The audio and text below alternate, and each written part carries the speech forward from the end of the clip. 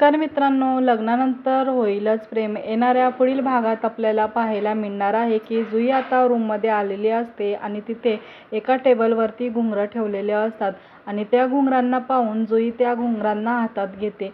त्याचवेळी तिथे जीवासुद्धा येतो आणि जीवाने जुईला ते घुंगरांना हातात घेतलेलं बघताच तो तिला म्हणत असतो की अगं जुई, काय करतेस तू, थांब जरा।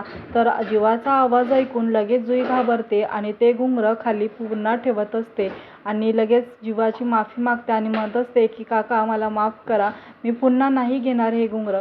तर दुसरीकडे आता विजयला रम्या भेटण्यासाठी गेलेली असते, तिच्याबरोबर आता वसू आत्यासुद्धा असते। तर विजय हा रम्याला आणि वसू आत्याला म्हणत असतो की मी जे प्लॅन एक्झिक्यूट केले ना, ते जर का आपण जसं ठरवलं तसंच जर झालं ना, तर कोणाचीही हिंमत होणार नाही माझ्या रम्याला काही बोलण्याची।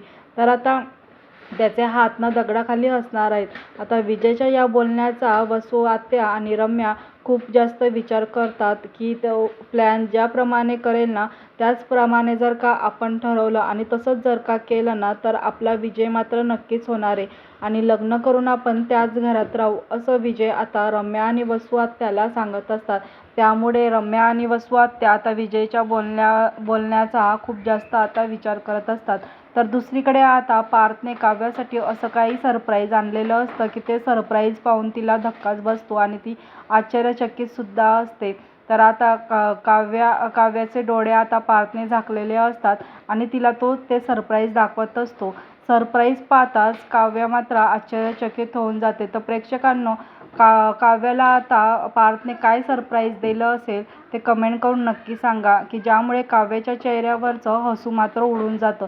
तर येणाऱ्या आपल्याला पुढील भागात खूप जास्त इंटरेस्टिंग असं पाहायला भेटणार आहे। तर मित्रांनो, अशाच मालिकेचे नवनवीन अपडेट पाहण्यासाठी आपल्या चॅनलला आता सबस्क्राईब करा।